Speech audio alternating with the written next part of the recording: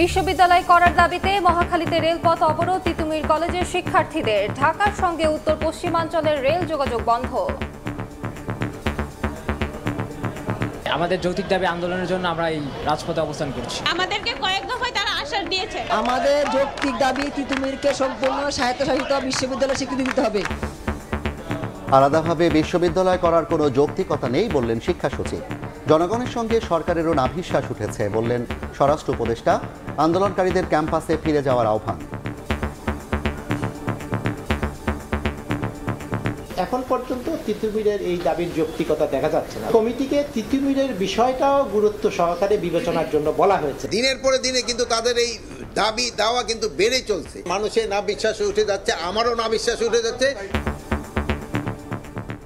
দেখছিলেন প্রধান শিরোনাম। সন্ধ্যার সময় সঙ্গে আছি আমি আলিশা ইসলাম এবং আমি জাফর সাদিক। এবার অন্যান্য শীর্ষ সংবাদ। রাজনৈতিক হয়রানিমূলক মামলা প্রত্যাহারে নেই অগ্রগতি। গড়িমসির অভিযোগ বিএনপির নেপথ্যে কেউ কলকাঠি নাড়ছে কিনা সন্দেহ আইনজীবী নেতাদের। দ্রুত পদক্ষেপের দাবি। লিবিয়া উপকূল থেকে উদ্ধার 23 লাশের মধ্যে 10 জনের পরিচয় শনাক্ত। বাড়ি মাদারীপুরে দালাল চক্রকে মোটা অঙ্কের টাকা দিয়েও হয়নি শেষ রক্ষা। দৃষ্টান্তমূলক শাস্তি দাবি। সময় যাই লাগুক, রোহিঙ্গাদের মিয়ানমারে ফেরত পাঠাতে রোডম্যাপের ওপর জোর দিচ্ছে ঢাকা, জানালেন পররাষ্ট্র উপদেষ্টা।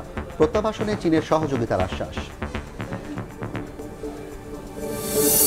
এবং বাংলাদেশ বিমান ভেঙে দিয়ে নতুন এয়ারলাইন্স করার সুপারিশ টাস্ক ফোর্সের। লোকসান ও লাগামহীন ব্যর্থতায় ক্ষুব্ধ পরিকল্পনা উপদেষ্টা।